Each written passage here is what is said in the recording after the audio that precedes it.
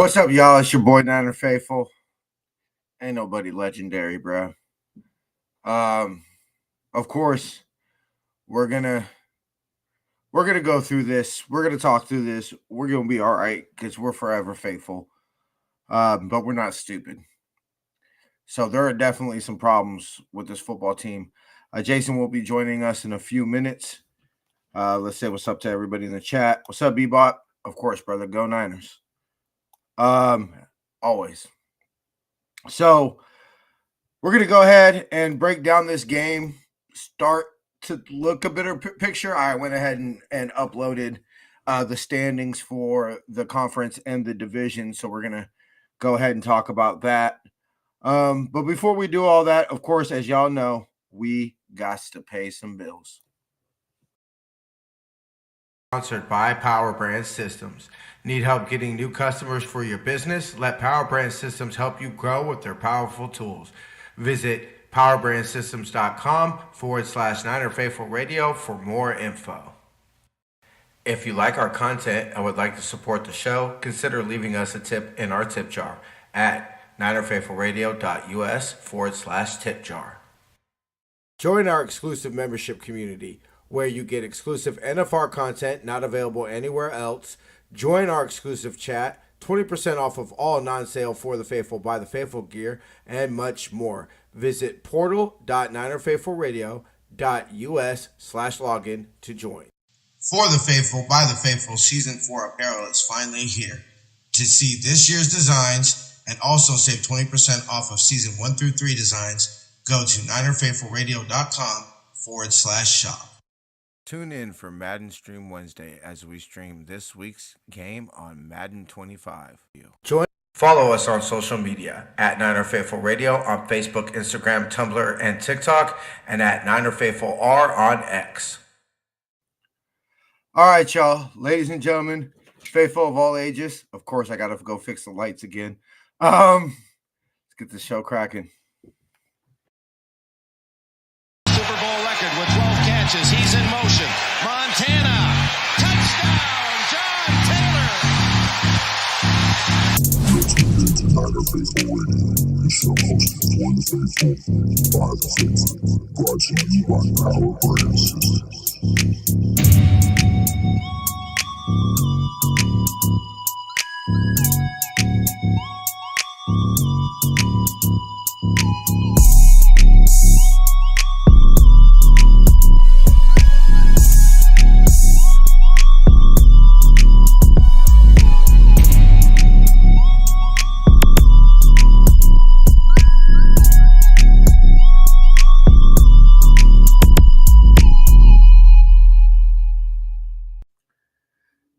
All right, y'all. Go ahead and adjust the brightness on this, make it a little less bright for y'all. But it's lighting me up pretty good. Okay, obviously, we all know lost 38-10. Worst loss to the Wackers in series history.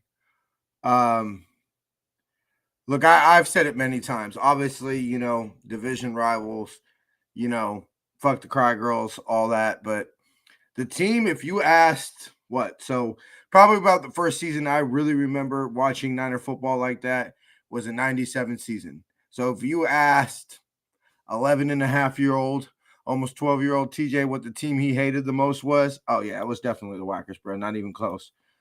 All right, so we're going to get Jason in 10 minutes. So not too bad.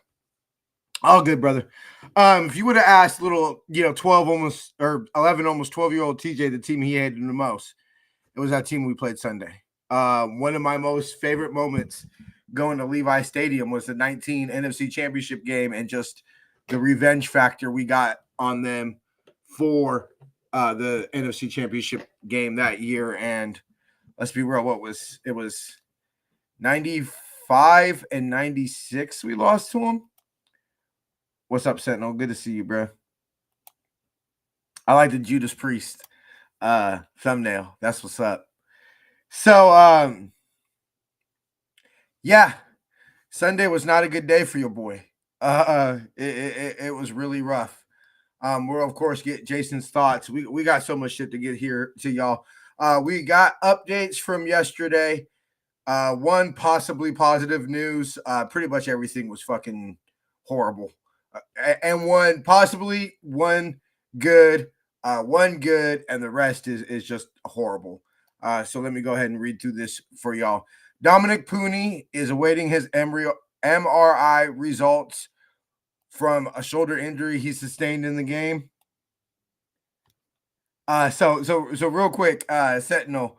My first concert that I went to, my first major concert was Ozfest 04. And so Priest went on right before Sabbath, and I'll never forget. Uh, I'll never forget Rob Halford coming out, and the first song they played was "Hell Bent for Leather," and Rob Halford coming on, and you just and then he skirts onto the stage and everything. And yeah, that was one of the sickest things I saw. I love the beast that is Judas Priest. Yeah, we could talk Priest all day, brother. So Dominic Pooney suffered a shoulder injury in the game. Let's be real, that y'all, this wasn't Dominic Pooney's first game, or his best game.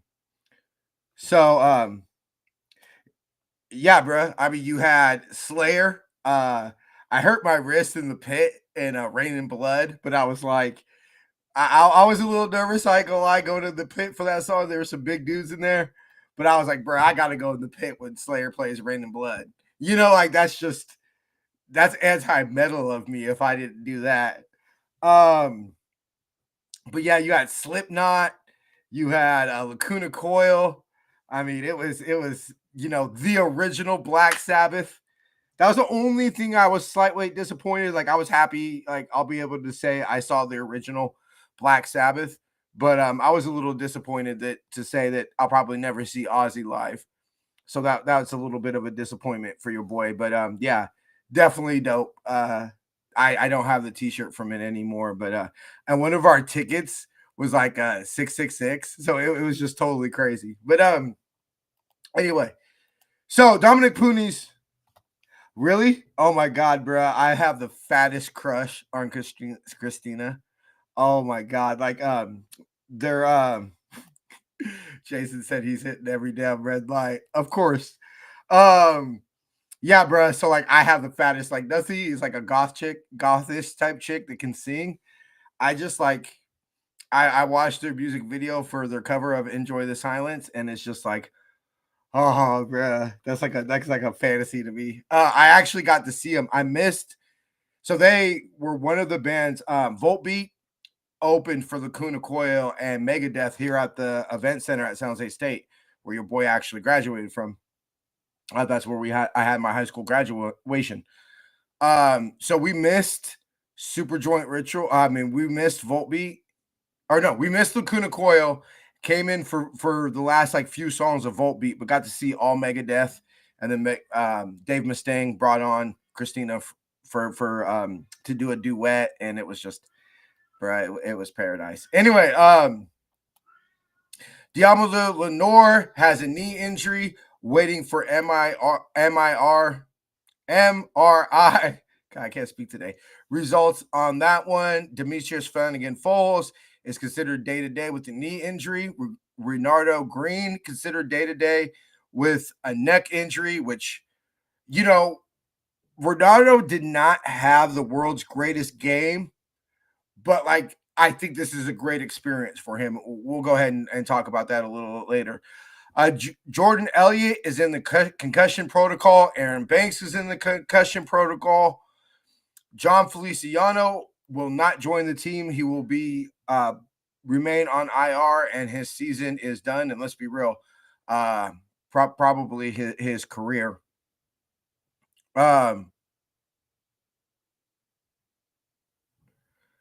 So overall, let me see. I think that's all for the new updates. To get into existing upgrades, Brock Purdy did some light throwing on Monday. So the team is considering that a good sign as he tries to come back from that shoulder injury. Nick Bosa with his hip and oblique will be evaluated throughout the week. Trent Williams with his ankle will be evaluated throughout the week. Jacob Cowing is still in concussion protocol. Kevin Givens has a possible chance to return to practice this week, so that's a possible good sign. And Charvarius Ward, the plan for him is to participate fully this week. And honestly, I would not, unless we're packing it in for the season, I would assume we would see number 7 out there. And the biggest news that came from Kyle's press conference yesterday was Dre Greenlaw is going to have his practice window open this week. Probably won't come back for the Buffalo game, maybe Chicago, but with the short turnaround, with the home game against the Yams, my circle that I have trying to, just in my mind, that I have the date circled for him is that Yams game on December 12th. So we'll get Dre for what? Yams. We'll get him for the Yams. Miami, the Lions, and then the Cardinals, and then we'll see what happens after that. So that is an update from Kyle. I would not be too concerned if you don't see Trent practice tomorrow, just because he usually takes a vet day on Wednesdays. So I would assume that they would continue that. And yes, Christina Scarpio is just as beautiful as a person as she is in person. My friend spoke Italian to her, and the entire buying sent a copy of it. Oh, that's dope. That's dope. Yes, yeah, of course. Thank you, Miss Teresa. What's up? How you doing, sis? Yeah, I mean, look, I'm faithful, bruh, and I'm doing all right. Like, I'm alive, I'm kicking, I'm breathing. I get to bang this Niner gang another week. But no, I'm not doing faithful. I had somebody talk to me the other day, and they were like, "How you doing?" And I was like, "Horrible." And they obviously knew what I was talking about. Unfortunately, your boy will be working. Well, not unfortunately. I get time and a half. I'm gonna make $30 for 6 hours, bruh. So that's not very unfortunate. But your boy will be missing Thanksgiving. Let me go ahead. Oh yeah, every Sentinel just giving everybody some love. So yeah, Jason will be joining us here at any moment. But yeah, so I'll be working on Thanksgiving. I'll just have, obviously I'm still gonna have Thanksgiving dinner. It's just gonna be, not Thanksgiving dinner. It'll just be after work, which honestly, let's be real, kind of looking forward to. So where do we start with this game, y'all? How are y'all feeling? Let me go ahead and pull up the standings right now. Detroit, obviously, 10-1. Like Detroit's gonna win the number 1 seed. I mean, maybe they lose out to Philadelphia, but they need to go 1-5, and we need to win every single game. If they go 1-5, then you could talk, and we win every game, then you can start talking about getting the number 1 seed. But I have everybody's schedule right here on a slide, and I'll get to your comment in a second, Sentinel, because that's kind of what I'm hoping to get for, bruh. But yeah, so them and the Eagles, same with the Eagles, they got to go 2-4 the rest of the year, and that's just to tie them. Obviously, they'll have a couple conference games in there, so we could technically beat them out still. Obviously, the Shecox being the 3 seed, anybody that see that coming? Yeah, man, that's what kind of pissed me off, y'all. I ain't gonna lie. Like, I just really felt like this was a chance for us to really put a cement into the divisional race. But they're 6-5. Let me know in the comments. Do y'all feel that we have a better shot at getting a wild card or the division? I'll pull up the division standings here in a second. But they're 6-5. Obviously, they'll hold the tiebreaker over Atlanta since they whooped Atlanta's ass earlier this year. Atlanta is 6-5. Minnesota goes to 9-2. Yeah, that's real. Like they got to go 1-5 over the last, 6 games for us to, because we literally don't have the tiebreaker. We lost the tiebreaker to them, so Minnesota's going to get the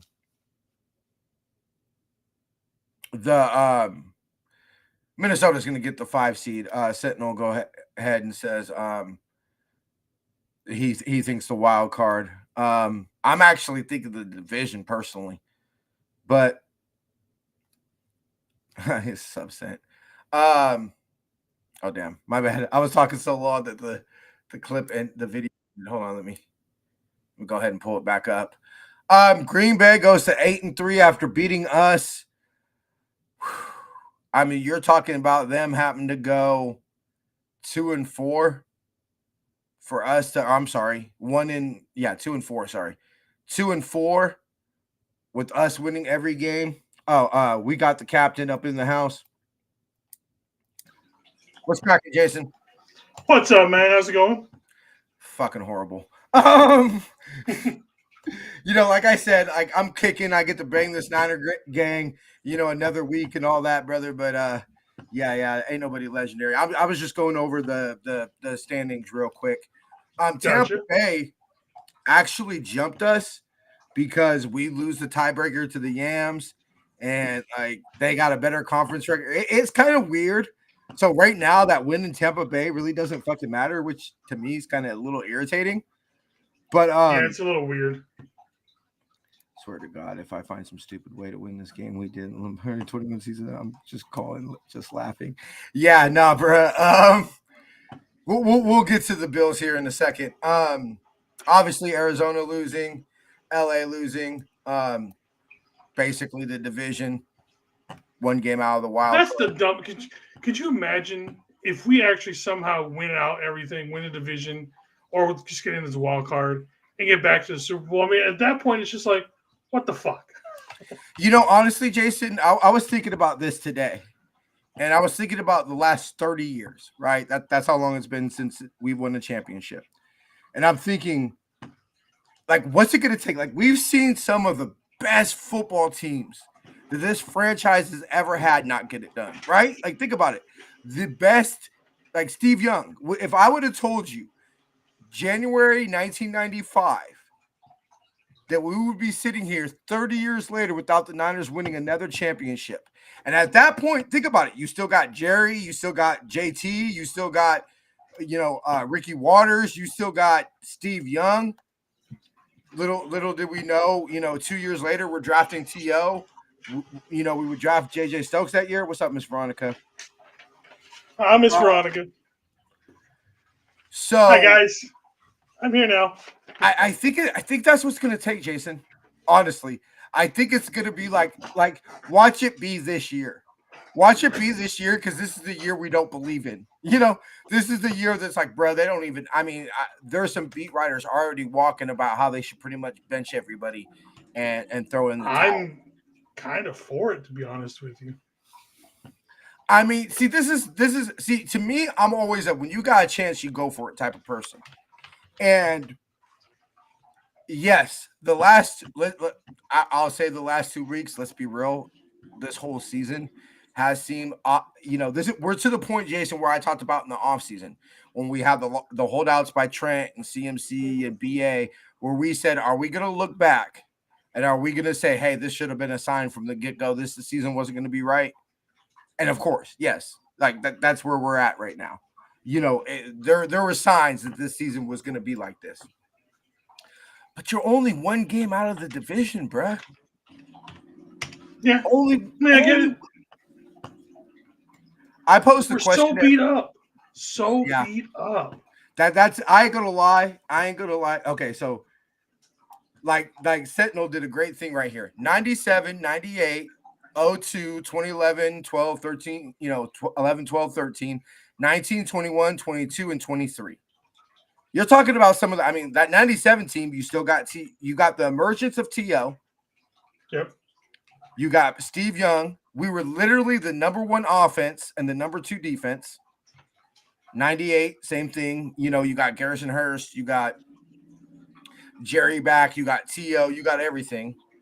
2002 and 2001, that team, realistically looking back, that team didn't have a shot to win the championship.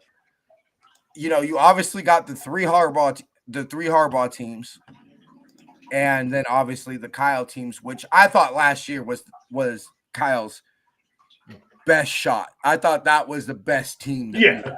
That was the quote unquote destiny team. You know what I mean? Like everything, everybody was healthy. Everything was just nothing. Like, you know, we were getting random. Look at the fluke to Ayuk. Just everything was finally bouncing our way. You know what I mean? It's just like every fumble bounced back to us. Yeah. Every time Brock threw a pick to the other team, half the time it bounced off their chest. You know what I mean? How many times did Brock throw a pick and it just bounced off their chest?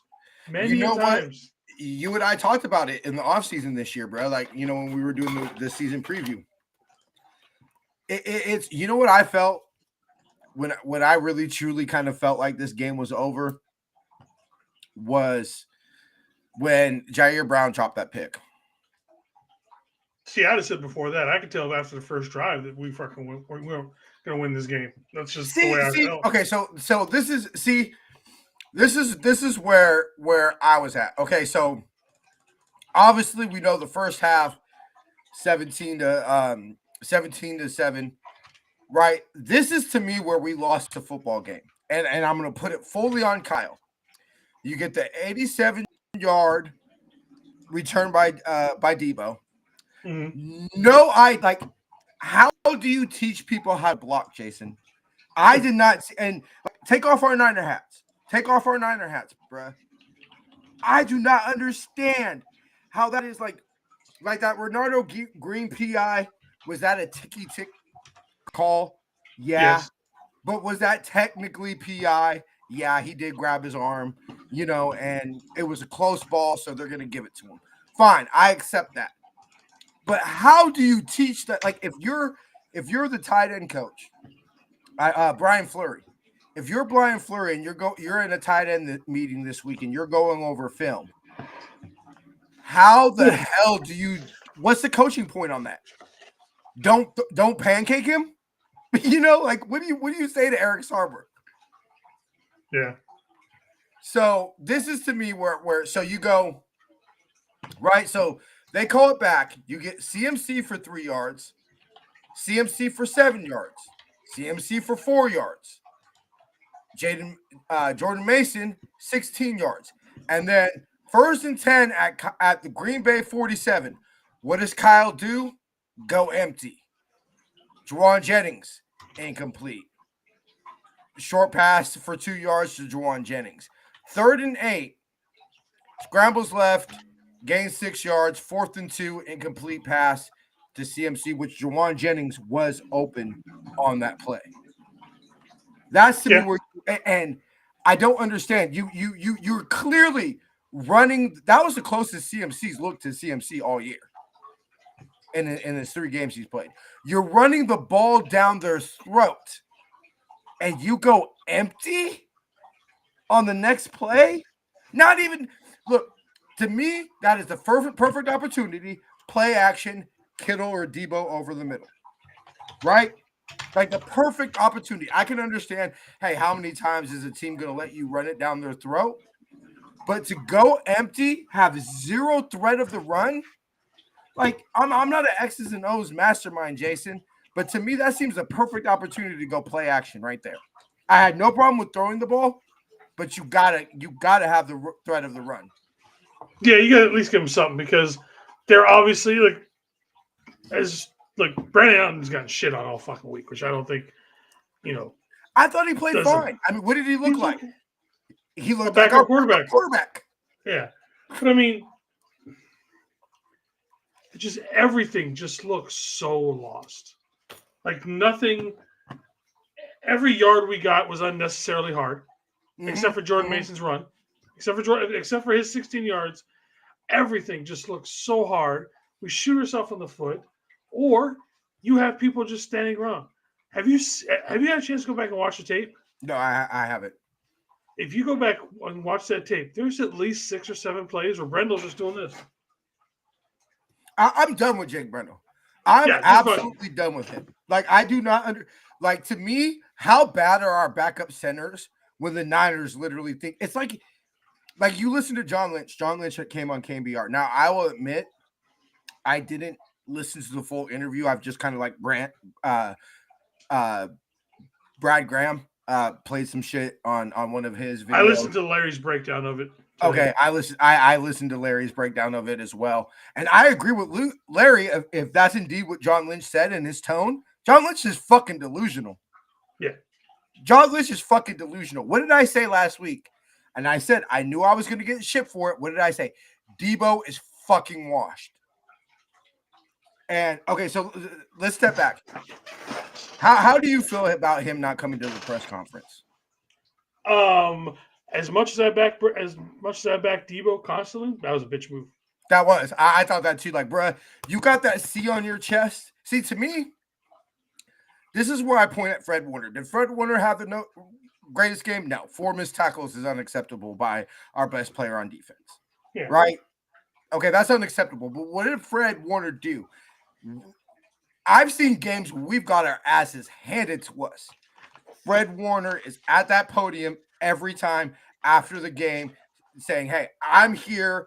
I'm the fucking leader. I got the C on my chest. I'm the quarterback of the defense. I'm here to face it like a man. Debo, and you and I backed up Debo over the Tabor and Jake Moody situation. I still think he was right. I do too. I do. I think that's what you should do as a captain. But and what makes it upset and what makes it such a bad look, and we said this when it said, Debo, we fully support you, but you know what? When it comes to a time when people are going to be able to point the finger at you, you need to stand there and you need to take it. Yep. And clearly that pick was his fault, right? Debo couldn't catch a fucking cold on Sunday. And what does he do? Stay in the locker room like a little bitch? Yeah. Like, come on, Brad. I got no problem with what you did, but when it's your time to get the smoke, you got to go out there and take it. There's just nothing else about that. I had an interview today, and what I told him, I said, there's a difference between like a boss and a leader. And there's a meme that I think shows it perfect.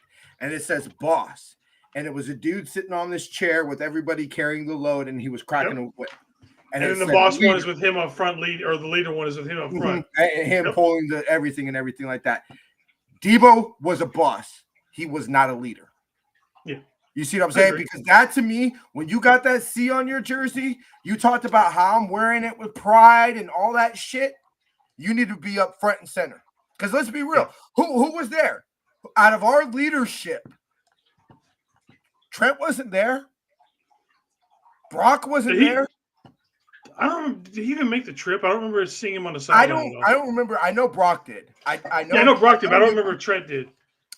You know what? He was in the press box watching the game with John Lynch. I remember. Okay.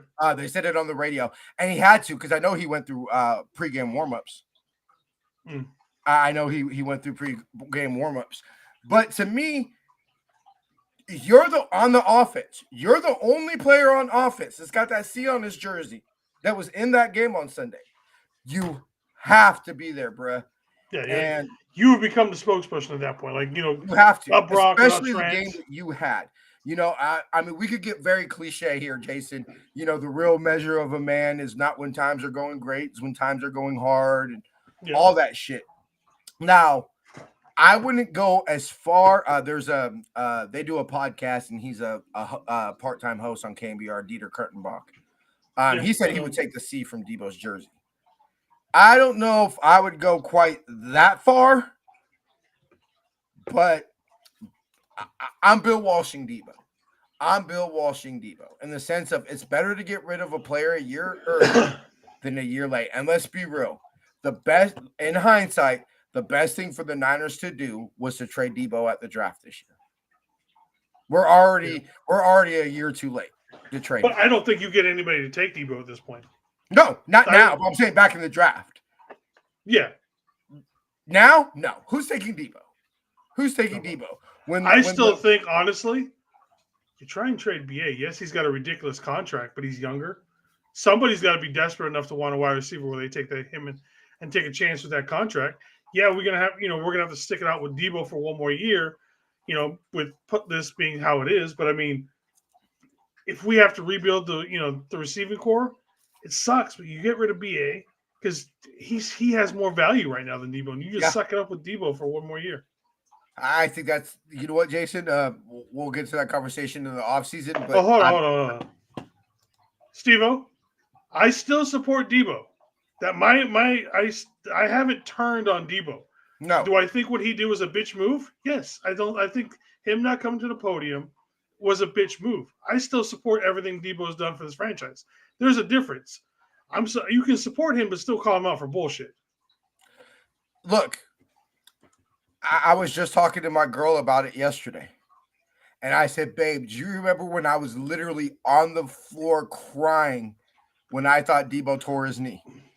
I said, I was literally on the floor crying when Debo in 22, when Debo hurt his knee. Yeah. I literally was on the floor crying, bruh. I thought Debo's season was done. I was fucking gut punched. I think most people did. I was like, babe, knees aren't supposed to bend that way. Yeah. I thought Debo. I remember that knee, and I'm like, well, that's it for him. I thought his career was done. That's when looking at that knee is what I expected was what BA's injury is. I expected that type of I did too. Prognosis for it. Clearly, people seem to forget last year. I think it was the first 2 or 3 plays out of the locker room in the NFC Championship game. First, I think it was 2 or 3 plays in the third quarter. All went to Debo. I still scream, tuck your chain. We're snatching chains out here, nigga. So, yes, nobody wants Debo to succeed more than me, bro. I would love nothing more than see Debo holding that Lombardi trophy above his head. And it's like I started the show with saying, look, we're faithful. We're not stupid. There's a difference between being faithful and being stupid. I'm as faithful as they You have good friends, right? You have good friends? Yeah. Do you not love your friends? Yeah. Do you also call your friends out when they're doing stupid shit? Fuck yeah. The same shit. That's how I think of Debo.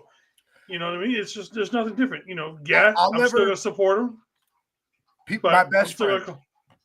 My best friend in the entire universe. The reason my arm's all fucked up is getting in some shit over him, or actually over his girl.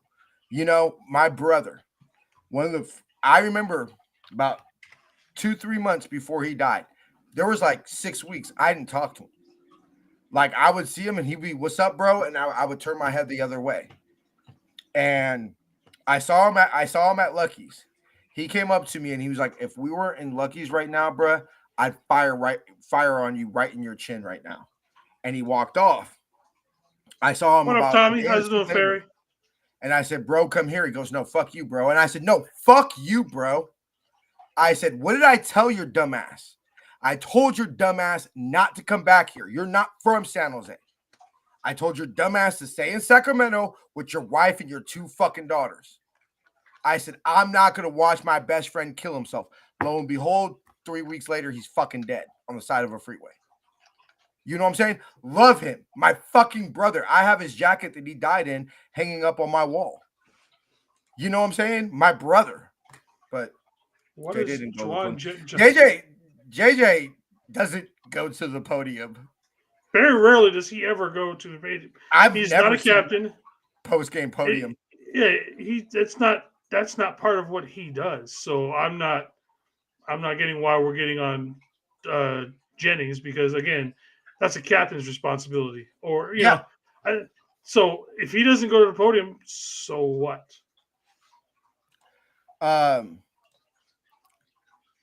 Bo Nick's looking hot. Yeah. Bo knows. I got a friend who's a big Broncos fan, and everything now is I believe and all this kind of like, shut the fuck up. Damn, he's ranked 38th now, Jason. Hey, he's improved. Last week he was 40th. Oh, it was 40th last week? Okay. Yeah, so he's improved at least 2 spots. I remember, because I remember us being like, dude, that's bad, bro. Like, there's some backup that are better like than you. we started talking about like what Kruger was saying earlier, like it's like with what Lynch was saying. Well, he's looking better, motherfucker. Yeah, okay, so he moved up 2 fucking spots. He's looking much better. Oh yeah, you're still fucking ranked 38th in the NFL. Bitch, there's 32 fucking teams. When I said, and look, did the defense play great on Sunday? No, but like let me break this down to you, Jason. Let's go drive by drive. You obviously got touchdown, punt, field goal, punt, touchdown, touchdown. Back to back, punt, end of first half. Right. Not only are we down 14 to or 10 to 7 to 17, getting the ball back. I thought we were in the ball game, honestly. I said, okay, I mean, get this there's ball a chance back. there. I said, you get the ball back. You see the kickoff by Debo, right? And then obviously the flag to bring it back. But And still, we had the everything. ball at the 21. Yeah. Right? The offense clearly had gotten some momentum. We're getting, and then so what does the defense do? Right? Okay, turnover on downs, 3 and out. Right, so we give the ball to them after failing on 4th down. The defense gets a 3 and out. Niners are still in this, and then what happens? You get the glance off of the hands of Debo. They go down and score a touchdown, and then even after that, we score the field goal. Defense comes back and forces another 3 and out. What happens? Offense goes 3 and out. We forced like out of the first 4 out of the first 4 drives of the third quarter, we only allowed the 1 touchdown. Debo's not the captain, but he's also one of Yeah. Okay, that's fine, Miss Veronica. And I'm not disagreeing with you. And I know, listen, I know it's hard for us to let Debo go emotionally.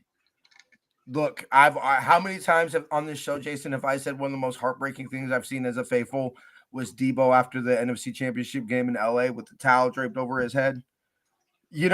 Probably the only thing in the back of my mind, probably the only thing I've suffered that's more heartbreaking as a faithful is watching Patrick Willis walk off the field in Super Bowl 47 crying. Yeah, was probably one of the only few moments that have been more heartbreaking. Beyond my own emotion as a faithful, was watching. Fucking P. Willis. But Bill Walsh, look, I've always said this. Name the Niners Mount Rushmore right now, right? You got Joe, Steve, or if you give 4 players, you got Joe, Jerry, Ronnie, and what? Steve, right? Yeah. 3 of those 4 finished their careers in another uniform. Yeah. Our 3 greatest players in franchise history all finished their careers in another uniform. Jerry had about 5. Yeah, Jerry. It was people were towards the end. People were citing Jerry because it was just like, dude, he's the go. I need to sell some jerseys, so let's get Jerry Rice in here. But again, we don't have that connection. Like as much as we like Debo, now we don't have that same connection. No, we haven't won a Super Bowl, right? No. So I'm not as worried about it. It would still, like I said, it would suck. But again, I almost say, like I said, it's almost worth it to look at trying to trade BA at this point, move on from him, get the younger guys with, get Pearsall and Cowling more play time and all that kind of stuff. I saw that. I saw that they had Ricky. I saw some type of highlight when they were talking about the custom gold bar box, I guess, that they got or somebody got. I saw that Ricky Waters was on. What was funny? The only time I heard Ricky Waters was a dick. The only time I met Ricky Waters, he had like probably about a good 4-minute conversation with me and took a picture. He was nothing but chill. Like I said, never met the man, but I've heard many stories that he's a dick. So, but that's again, Yep, I heard it too. I remember my uncle. I remember my grandpa. When I started to find out, the year I lived with my grandparents was probably the first year you could say the start of Niner Faithful started. That was probably the first year I watched every game. And started down the path that led to this. And I remember asking my grandpa, we used to have a tradition that every Monday night we would order mountain mics and we would watch Monday Night Football. That was our tradition when I lived at my grandparents' house.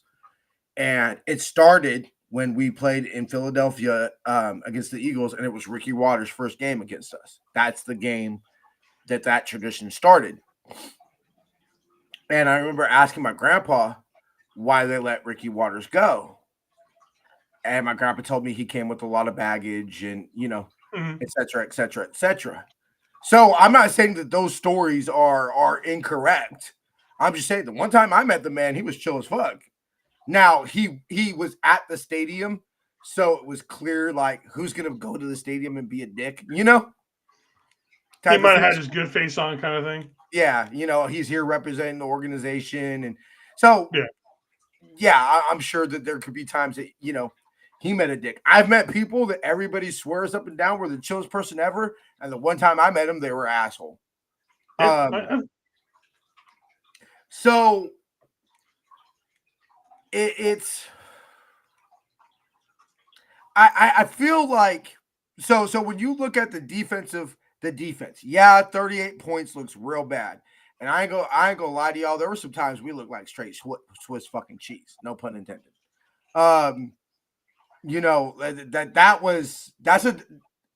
Nobody on this football team can hold their head high after that performance, except maybe Kittlecorn. Which by the way, Demo played his ass off. I think Demo played his ass off. Yeah, and Demo. Kittlecorn and Demo were going to be the MVPs of the week. I was going to make it Brandon Allen just because if let's be real, our backup quarterback goes into Green Bay, leads us to upset, all that. Like it would have had to been Brandon Allen, who, there was some good. I thought he made some great throws. Like you saw he's an NFL quarterback on Sunday, but overall, if you Dobbs wouldn't have done much more. I shouldn't say that. I think the only thing more that you could have got from Dobbs was his athleticism. That's it. They're both journeyman quarterback. And by the way, anybody who wants to nag on the whole broken finger thing, non-throwing hand. Who gives a shit? It's his non-throwing hand. I didn't even know he broke his finger. No, but I've heard the Niners might get in trouble for that shit now because it hasn't been disclosed. Because no one knew about it until game time. So there's some shady shit going on that they might end up getting a fine for because they're not disclosing all their injuries. And so that to me, and I remember Brian Murphy, who does the morning show on KNBR, is the one that interviewed John Lynch this morning. And he had, when they brought up the heat that Debo's been getting, and John Lynch said, look, there's such a high standard, and it's like my girl will make some complaints about work, right? Like she's generally, when shit goes wrong, she's the person that there's only her boss, her, and then she has one subordinate. So his name's Matt. So when shit is going wrong at the store, Matt doesn't call Paul, the owner.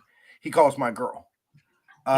When we were gone in Shirado, we were pretty much gone a week. My girl pretty much missed a week of work at that job, and everything like that. Even Paul was like, damn, you don't know what you got until it's gone. There was just so many things that he never had to worry about because he's like, oh, Kenise takes care of that. It was taking care of it. Yeah, and then all of a sudden he's got to do it and everything. But I always tell my girl, hey, when you get that big paycheck, babe, you want to, apparently she makes more than even Paul. You want that big girl paycheck, that comes with some bullshit. Hey, Debo, you want that big boy contract, right? Demanded to be traded, right? Because the Niners weren't going to give you your bag. Yeah. And everything like that. That comes with that criticism, bruh. And so, yes, do we have a high standard of Debo? Yes. And why do we have that high standard? Because we've seen it. We've seen him.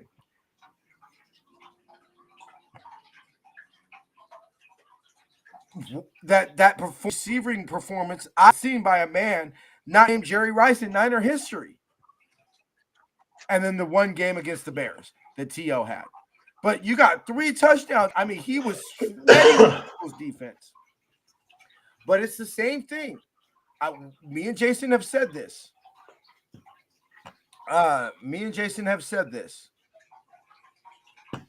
That The best thing about Debo's contract was that it was 3 years.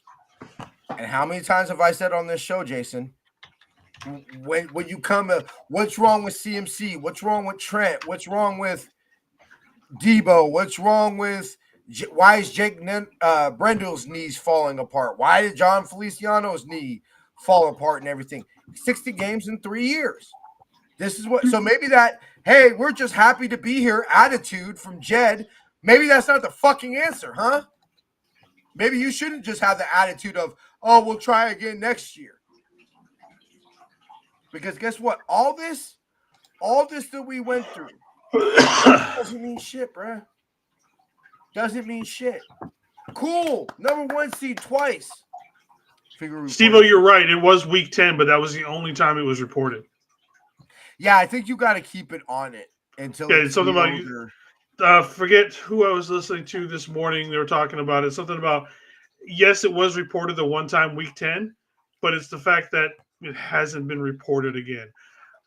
Like, I don't quite understand why little shit like that has to be reported, but whatever. Especially when you're a backup quarterback. Yeah, it's like, I don't get it, but apparently there's like real strict rules. Like, it's weird. I haven't actually read it, but it almost makes me like, yeah. But I mean, it's just like, do we need to actually read up the rules on what can and should? Like almost everything that has to go on an injury report now. Like you said, it's your backup quarterback. So, I mean, I asked everybody in the chat, Jason, what do you think? Wild card or division? What do we got the better shot at? Oh, easily the division. Yeah, that's what I'm as the only at this rate with how things are going, we don't make a wild card. I mean, because to me, if you're gonna jump LA and Arizona, right? To me, if you're gonna jump LA and Arizona, then the better shot is the division. I don't see how we jump Arizona and LA or the Seahawks, depending on who's that who's the second place team. To me, you still got to get to Washington, who, by the way, there's no tiebreaker over, at least as far as a head-to-head tiebreaker. Yeah. So you need Tampa to you need Tampa to lose, continue to losing. You need Washington to continue to lose, and you still got to jump Arizona and LA, which we both play. To me, I think it's way easier. You need far less help, and it's way easier if you're going to have to jump LA and Arizona anyway. Then you might as well just go for the division. Yeah. I just think it's more reasonable for us to win the division. Yeah. Thankfully, because the NFC West right now is trash. We're all within a game of each other, kind of thing. Versus trying to get into the wild card, it's just so much easier. Because I mean, the NFC North is going to get 2 teams. Oh, obviously. Yeah. I didn't see that. My bad. Yeah, Tommy, I remember Steve Young saying that the biggest mistake the Niners made was letting Ricky Waters go. I do believe that. So, I mean, to me, yeah, there's some issues on the defensive end of the ball, but guess what? Those issues have been the same thing all week. How many times have we gone here on Tuesday, Jason, and bitched about the tackling? Mm-hmm. How many times have we bitched about the run defense? This is what we bitched about. The Niners, to steal the Danny Green line, they are who we thought they are. You know what I'm saying? Like, so to me, this is on the offense. I feel that the Niners offense failed the defense. And I'll make it even more simpler for you. Kyle failed this offense. Kyle failed the football team. And not necessarily because Kyle failed, not with choosing Brandon Allen over Josh Jacobs. But you also have the fact of why are we not running Jordan Mason more? Obviously, CMC is not 100%. Jordan Mason is still running extremely hard. And right now, the way Mason runs with this beat-up line it's better than what CMC, and that's not obviously not downing CMC, but you just need to get to the hole, and hopefully, someone misses you on the second level, and then you can get 4 or 5 more yards if you can get through the hole. Let's be CMC real, is too Jason. dancy. You and I think we're pretty honest, right? I think we're about as close as fans who could be analysts as you get, where we do not hide the fact that we're faithful, but we're not homers. Jordan Mason's looked way better than CMC. Oh yeah, I It's don't not think. even close. I And think you know what? I think 90% of his fan base would agree with you. I mean, that's so obvious. And the other, and the 10% that doesn't is just delusional. Yeah. And they're wrapped up on the name of the back of the No, jersey. that 10% has CMC on their fantasy team. Probably. That's what it is. Touche. One of the reasons I don't play fantasy football.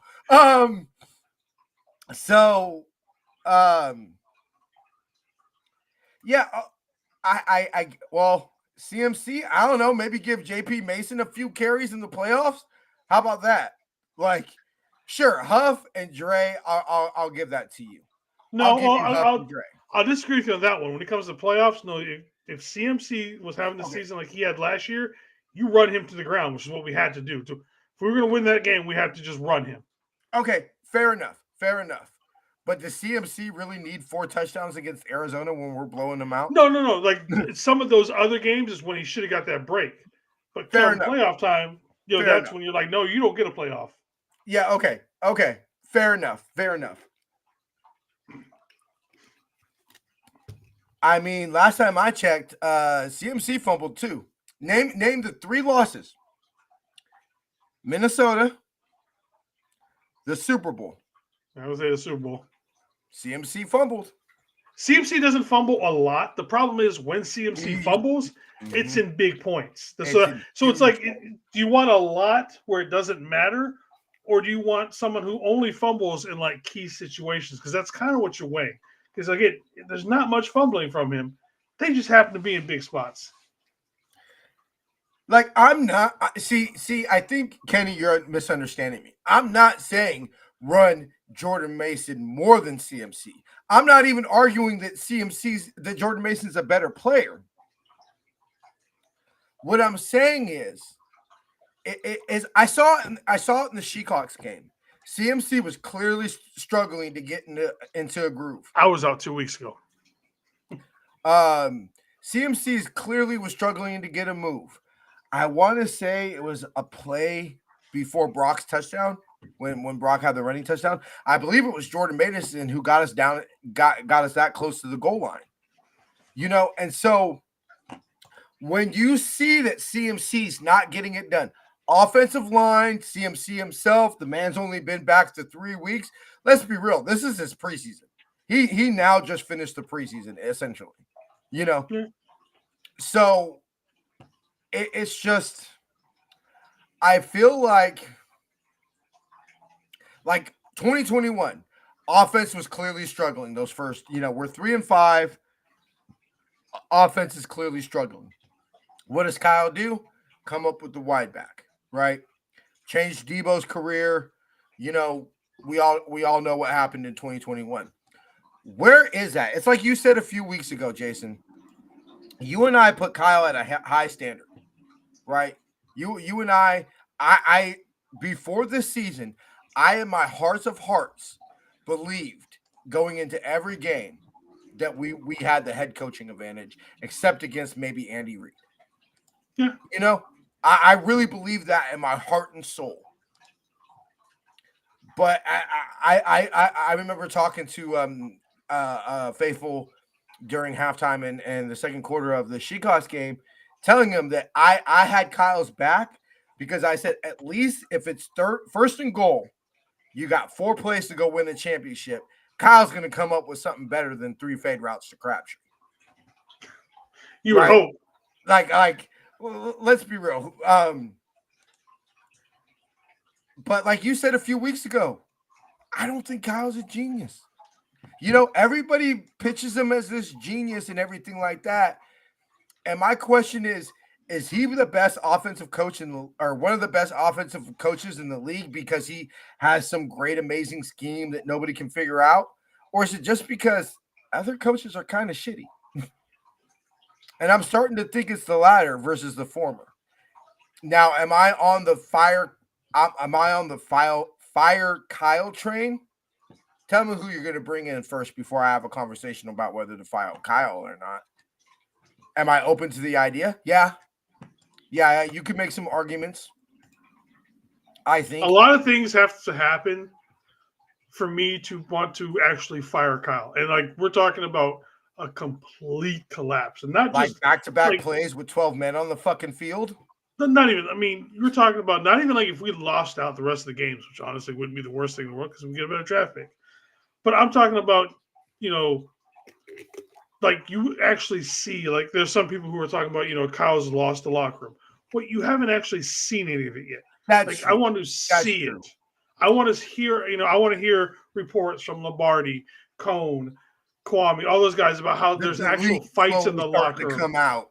Yeah, You all know? that. You know what I mean? So until then, I'm not fire. Like there has to be a complete collapse. Like I Like, believe like I said, George. When George on Sunday said, I have full confidence that this coaching staff will continue to put players in a position to make plays. I believe he believes that. I don't believe that's George blowing smoke out of our ass and just Mr. Optimistic like he is. Yeah. Come on, Steve-O. Don't insult us like that, brother. Don't insult us like that. I would say we're more like the Cry Girls before I would say we're more like the Raiders. You know? And so, yeah, I think if you ask me, T, what's truly wrong with the Niners this year? I would say a little full of Everything. ourselves, a little bit of we think we're going to roll out the gold helmets and just simply get to the NFC Championship game, and 60 games in 3 years, Everything. and missing Dre Greenlaw. I think Everything. that's the big thing that's missing from this defense. Like I said, it's to me, it's literally there's everybody who's watching anything could put a different opinion. Every opinion's right. There's everybody's right. Like nobody's wrong when we have any of these kind of discussions on what's wrong with this team. Everybody's correct. To what the only thing you can really argue is to what degree, you know, the issues are. But other than that, any argument you want to put up to what's wrong with this team is correct. You know what, Jason? That's the genius without common sense. That's what my wife tells me all the time. For me, without common sense. I mean, look, like to me, that like I have an issue. I have an issue with you. You're running the ball down their throats. You know, your defense just made another 3 and out, and you go wide. Like, all right, you go empty backfield. Like, come on, bro. You got to at least. I fully would have supported it if we went play action, Kittle down the middle, and the ball gets picked. Right? I would have been more acceptable to that. Like, hey, look, that's just simply what you got to do right there, bro. Yeah, that's a bread and butter staple play right there. Yeah, that's just that's if we're gonna win a championship, Kittle down the middle is gonna be a huge part of it. Like, I mean, that's just it is what it is. I mean, yes, I think to answer your question, Jason, officially the man who only is behind T.O., which let's be real, give it another season. Hold on, let me see if I can find it. I think I took a screenshot of it. 1 second, y'all. But yeah, so Kittle is now third all time in Niner receptions. I didn't take a screenshot of it. It's not that putting your hand on the stove, Kenny. It's think how long is putting your hand on the stove and thinking you can hold it there for 5 seconds at the very least. Like we all know it's going to hurt, but you know we're going to be like, hey, I can hold it longer than you. Yeah. Damn it, I didn't see it right. Where is it? Okay, here it is. Here it is. Oh wait, no, it's not. That's videos. My bad. Well, I got it, y'all. I promise. I promise. Well, TJ looks at that. I remember my biggest thing. Remember how many times have I replayed this over and over this season with Monte Teo? Mm-hmm. There's some people in this chat, and I like all you guys in this chat. We love y'all. Who blasted me for agreeing with him? Guess what? Somebody owe me an apology because his shit was right. And I think TJ, you were one of them. To be honest with you, I think you were. Yeah.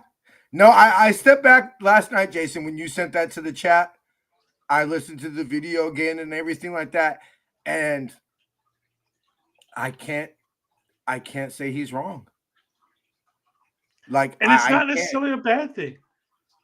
And I know some people say, well, what about the Chiefs? The Chiefs have 2 rings. Say what you want. Winning cures everything. You get one Super Bowl in here. This team is completely different. If you're a chef, you should be able to do that anyways. I don't know any chef that tries to put their hand on a stove for at least 5 seconds. So I don't know where you're going with that one, Kenny. Most chefs try to avoid getting burnt. So, Steve-O, that's ruthless, man. That's ruthless, buddy. I could have sworn. I know he's third all time. Yeah, so Monte Taylor is correct. It's not. I don't think a lot of these guys think that the big bad is obviously the Chiefs and the Super Bowl. Like, we can do anything against anybody but these guys. And I just don't think, I think that these guys have that mentality that they're like, look, we've tried. We've literally given it our best twice and we failed. And that's why, like, with some of these guys, we need to rotate some of these guys that have been here for a minute out. So some of that mentality of we can't is gone.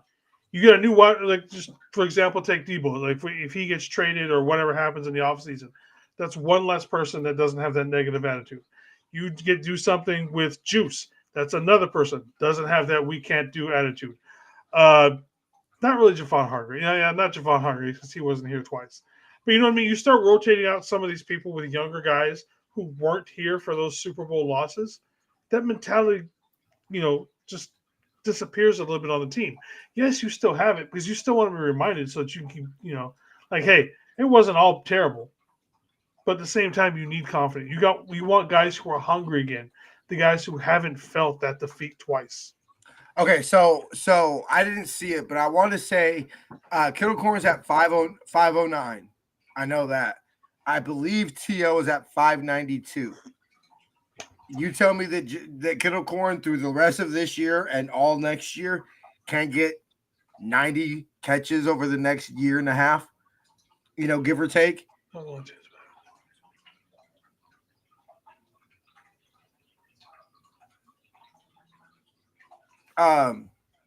do you mean complaining? What were we complaining about? I was bitching and complaining.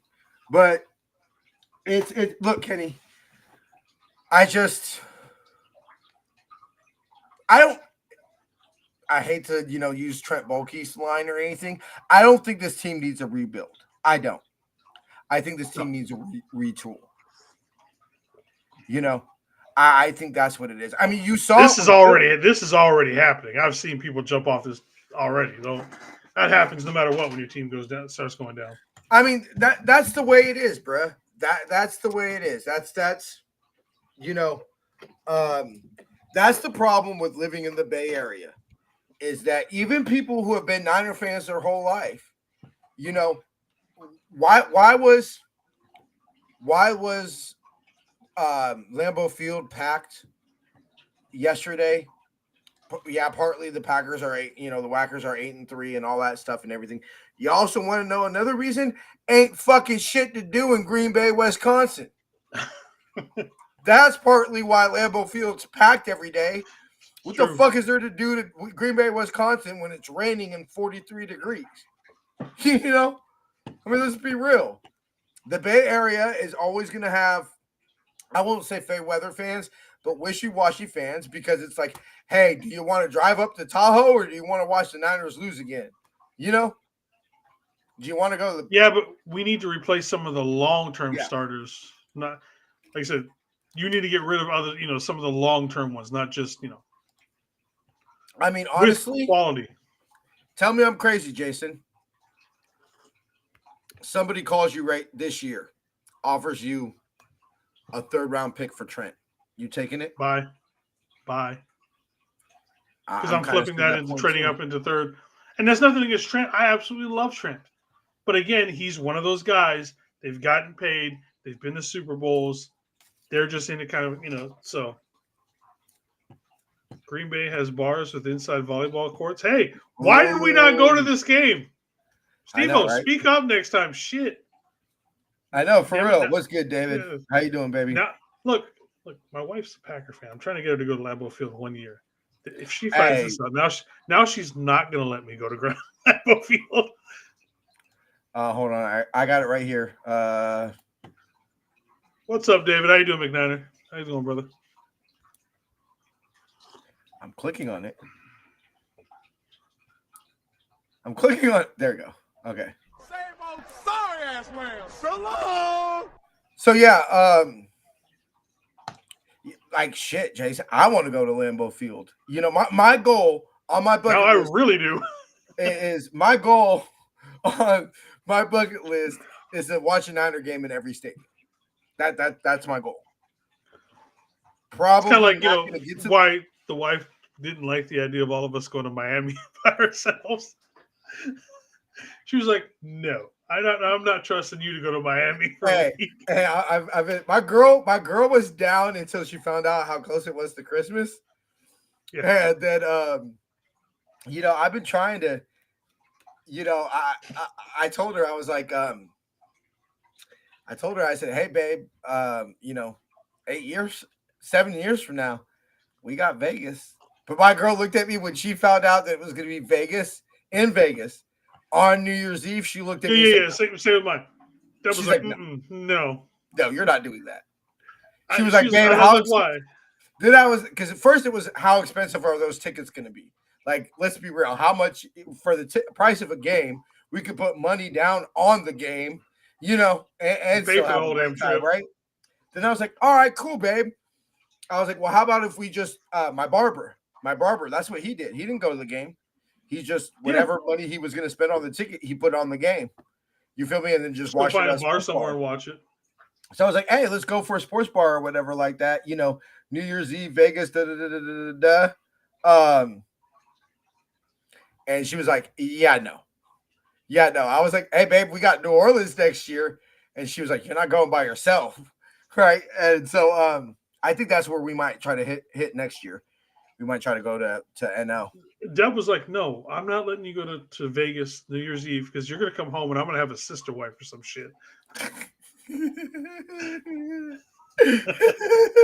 Like, yeah, you're probably right. It would be a fucking epic trip, though. Might not make it back, but it would be fucking epic. Yeah, so is what Gordon has to do. Winning Super Bowls is the goal. I feel bad for the fans who haven't experienced a Super Bowl win. Oh, yeah, I do too. Brother, I mean, I was 8. That's the only thing I ever remember from that Super Bowl is seeing Steve hug the trophy. That's it. And look, we all hate Seattle, right? Yeah. Obviously, I live up here. They had never won a Super Bowl until 2013, whatever it is. I'm not gonna lie. I was actually happy to see my friends support their team like I do. Actually, see the other team win a championship. It was kind of nice to see. So in 2020, I have a boy, Dennis, right? And me and Dennis fuck with each other on the Sharks, but that's literally it, right? Like he's a Raider fan. Obviously, I'm a Niner fan. He's a Dodgers fan. I'm a Giants fan, and he's like a die-hard Dodgers fan. Like like his grandpa was a Brooklyn Dodger fan. Like Dodgers run in this man's blood. You feel me? And I remember he had a video, and he was literally born.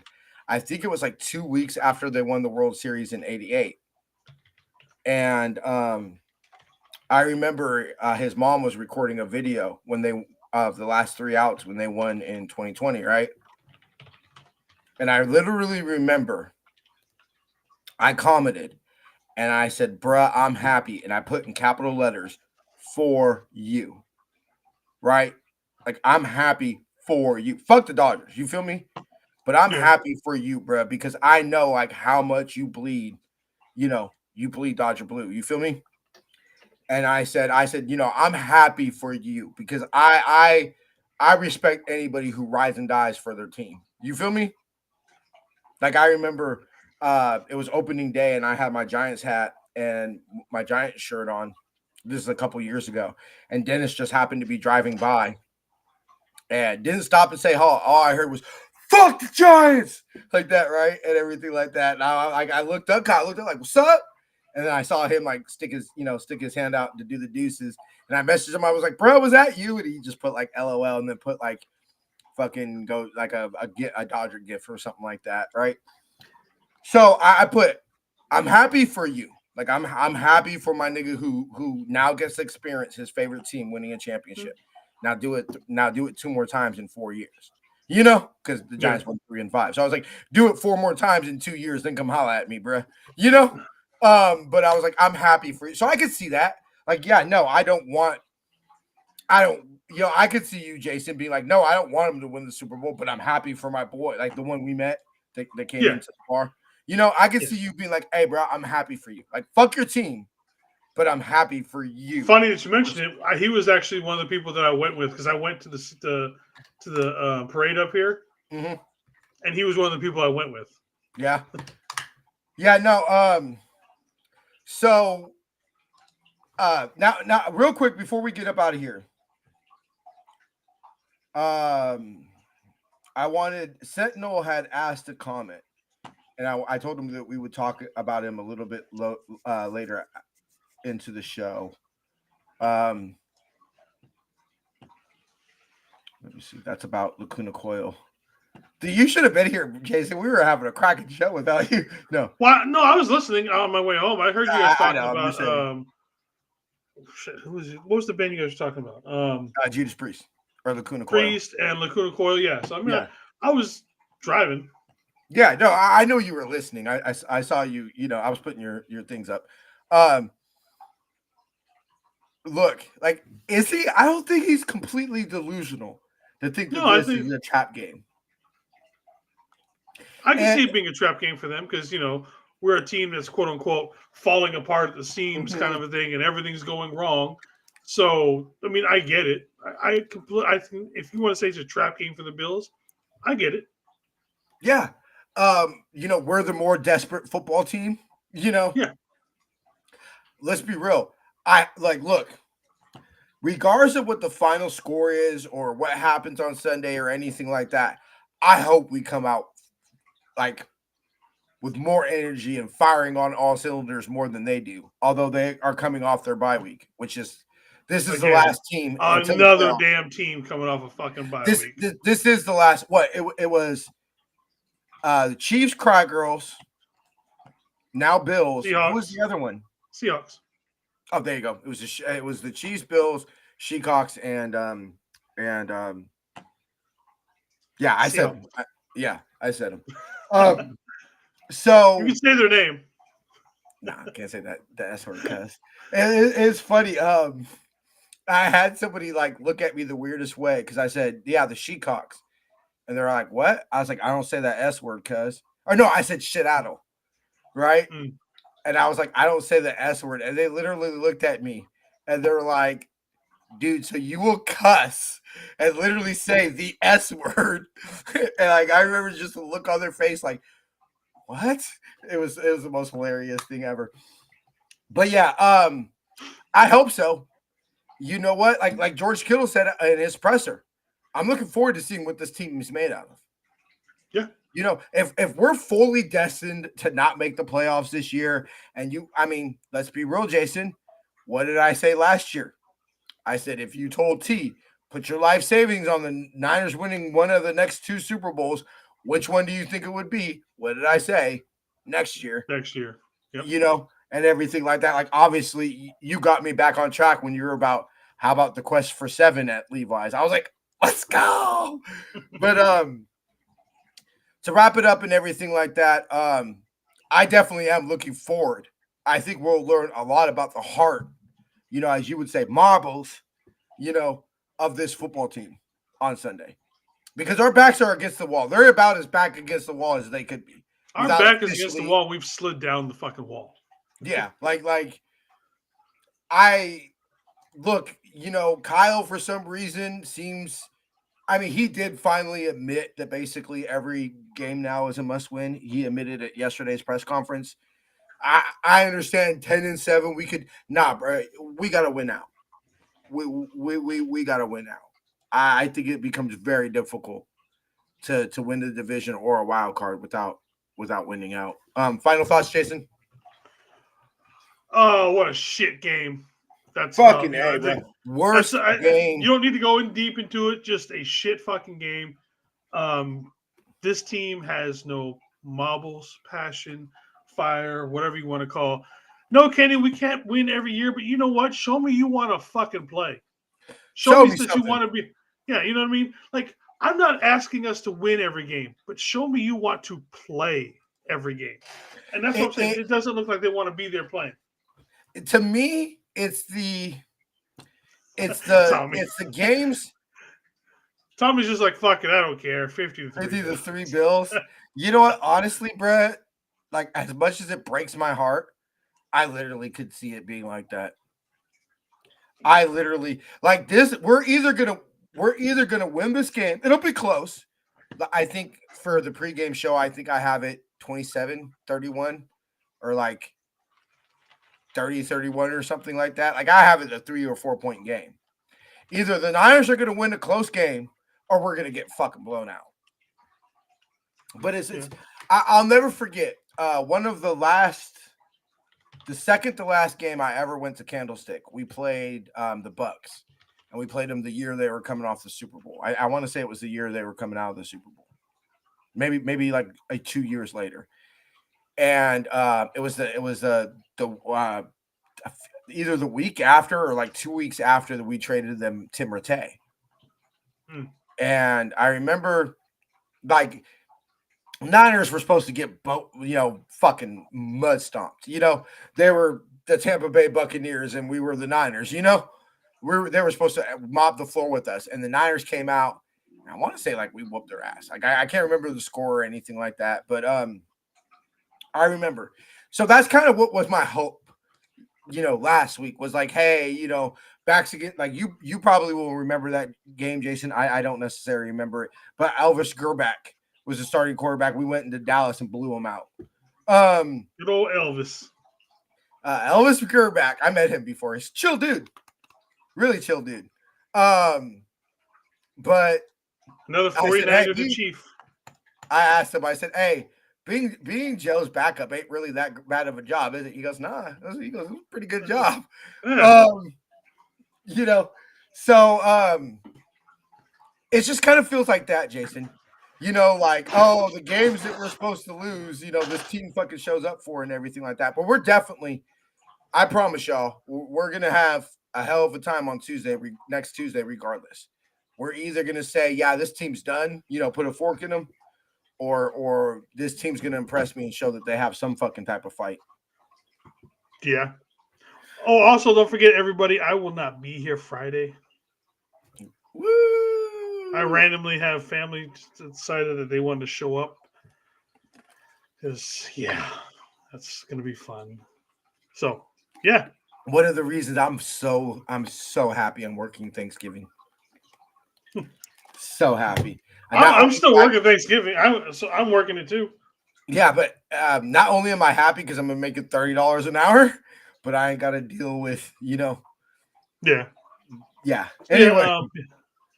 No me on Friday. So it'll be TJ and maybe Jamie. Yeah, I'll talk to Jamie about it. I might bring, we might have a special guest. I might talk to somebody and see if we might have a Jason. I'm going to see if I'm going to talk to Adam. See if we can. Okay. Oh, damn. We're going old school, huh? Yeah, I'm going to see if we can go old school. I'm going to reach out to him. Get him back in this in general, man. That's what we need. I reached out to him, and he was going through some things, so I'm gonna reach out to him again and see if we can kick it old school for NFR on Tuesday. I think he deserves a show on Black Friday. On Black Friday. He deserves a show that's not shot in a tent or a fucking library or something. Like he deserves to come on a proper show. So I'm gonna reach out to him and see if I can get him to hop on. Not this year, but I have done them before. I might. We'll be doing a 5K on I'm shit. I'm thinking about doing a Santa Claus 5K in a Santa suit. Bro, I'll fucking, like, if you got one of those pay per mile things or something like that, I might fucking sponsor you just to see your ass try to run a 5K. Like, you know what, Jason? Dude, I got $100 for you, cuz. What's up? I've done plenty of 5Ks. I know, dude. bro. I'm just fucking with you. I've done like Spartan, like warrior races and stuff like that. The obstacle course ones, those shits are so fun. And I've done I plenty know of Roger those. Craig has one. It's like the rock and roll or something like that. Roger Craig does out here. Okay, look, Kenny, I'm not trying to fucking run 14 miles or whatever the fucking half marathon is. Look, these are just fucking 5Ks, which is what, like 3 miles. I ain't trying to do all like that. I don't know. I don't know if I can make it 3 miles. Maybe. I didn't say I ran the whole thing, but between running. Oh and yeah, getting if you tell me hey, you could walk whatever, walk, a quarter of a mile, run 3/4. Oh yeah, that's pretty much what I did. Yeah, I jog a I little could bit, probably get do up to the that. obstacle, do the obstacle, then walk, then jog. Yeah. Yeah, I could probably do that. I don't know. All right, brother. We'll see you Sunday then. Indeed, 5 for time to lover. One love, chat. Yee. All right, y'all. We appreciate Jason coming to deal with my crazy ass today. All right, y'all. Well, Jason will get the Madden stream out tomorrow, and I'll go ahead and I'll be here Friday. At least that's the plan, and we'll see if we can get that special guest for y'all, and then we'll rock and roll and be ready for Sunday night. All right, y'all. We'll see y'all then. Till then, please remember the San Francisco 49ers don't always lose a game, but when we do, we're still the best team in NFL history.